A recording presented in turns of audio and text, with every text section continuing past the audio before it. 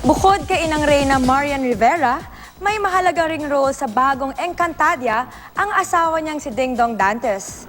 Yan at iba pang kaabang-abang na karakter sa Kapuso Telefantasia, ichichika ni Aubrey Carampel.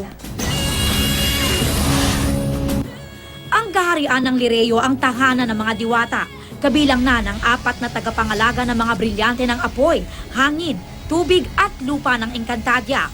Ang mga sangre na sina Pirena, Amihan, Alena at Danaya. Ang Lireo ay pinamumunuan ni Inang Reyna Minea, ang ina ng mga sangre na gagampanan ni Marian Rivera. Ang unang reyna at nagtatag ng Lireo ay si Cassiopeia, ang siyang naghati-hati ng 4 na brilyanteng nasa pangangalaga ng mga sangre. Si Cassiopeia, gagampanan ng maladiwata rin sa gandang si Solen Yusaf.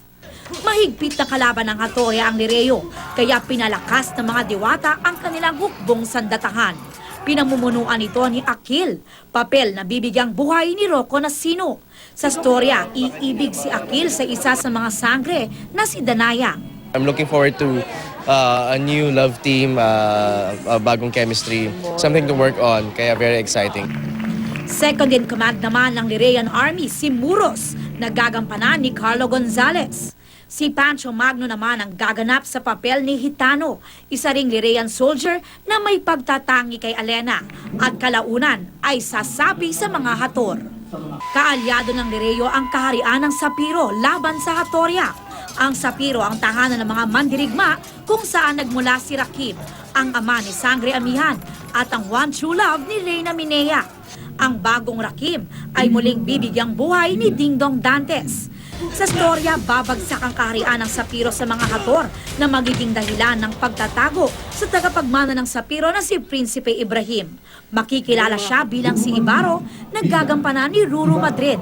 Siya ay iibig kay Sangre Alena, ang karakter ni Gabby Garcia.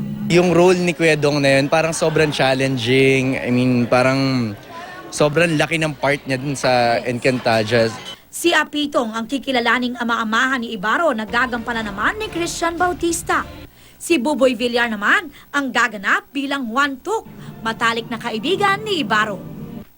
Aubrey Carampel, updated sa Showbiz Happenings.